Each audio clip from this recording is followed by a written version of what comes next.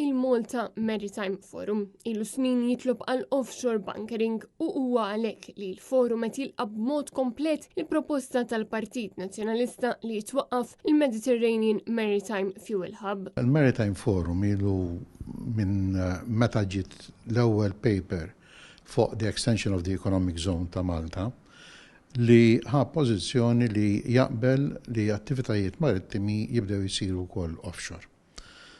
Il-pajjiż u dak li hu, il-daqs tal-pajjiż u dak li hu, ma nistgħux nibqgħu dejjem encroaching fuq l-art. Għal daqstant li naraw attivitajiet marittimi jisiru offshore jagħmel ħafna sens. Iċ-Chairman tal-MMF Godwin Sherry iddikjara li l-viżjoni tal-Partit Nazzjonalista għal bunkering hija waħda studjata ferm u għalhekk hija proposta pożittiva ħafna. Tal-bunkering li nista' ngħid huwa li minn meta tħabbret sal-lum ikkonsultajna mal-membri tagħna li huma f'dak is-settur.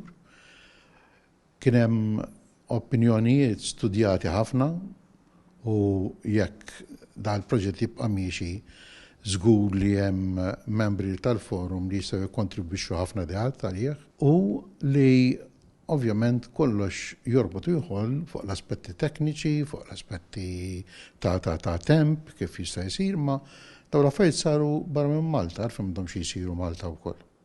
Ġifieri minn dak il-lat narawh pożittiv ħafna. Il-Partit Nazzjonalista jissuġġerixxi l-ħolqien ta' terminal tal-LNG offshore bil-possibilità ta' fuels oħra fil-futur billi tintuża parti minn Hertz Bank. Fil-fatt, il-qudiem dan il-ħabb ikun jista' jagħmel il-qalba għal fuels differenti, xi ħaġa li ġiet infaħra mill-esperti fl-industrija. Din hija kwestjoni ta' mhux jekk irridux jew le.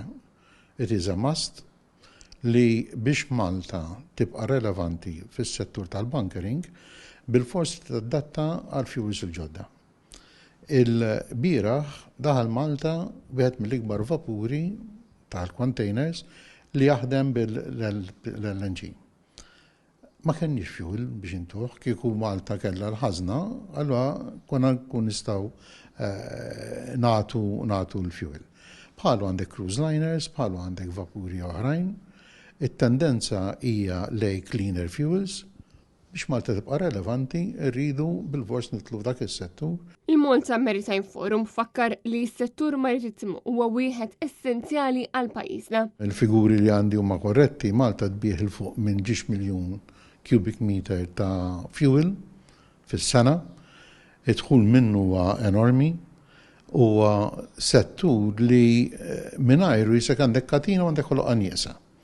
Ġifieri qegħdin ninvestu biex nattiraw dejjem iżjed vapuri biex jiġu Malta, vapuri iktar moderni li il-pożizzjoni ġeografika ta' Malta weħeda ukoll huwa the selling point għal dan il-tip ta' servizz. Li Malta tinvesti iżjed f'da settur u għandna diġà ażjendi Malta li huma stabbiliti sew. Imma, kif diġà qed, issa rridu naddattaw għar-realtà l-ġdida biex inkun nistgħu nagħmlu iżjed kummerċ. Ġifieri aħna sew bħala proġett offshore, sew bħala industrija. This is all value added u iktar ma nġibu valur iktar huwa taġid għal kulħadd. Fi kliem il-kap tal-Partit Nazzjonalista Alex Bulc fl-ewwel 3 snin din l-industrija ġdida se tkun qed tiġġenera madwar 450 miljun euro fl-ekonomija ta' pajjiżna. Apparti li dan il-proġett se jkun qed joħloq madwar 150 impjieg ġdid. Alex Bulc ħabbar ukoll li t-tanker tal-gass se jitneħħa mill-bajja ta' Marsa Xlokk u joħroġ il-barra mill-kosta.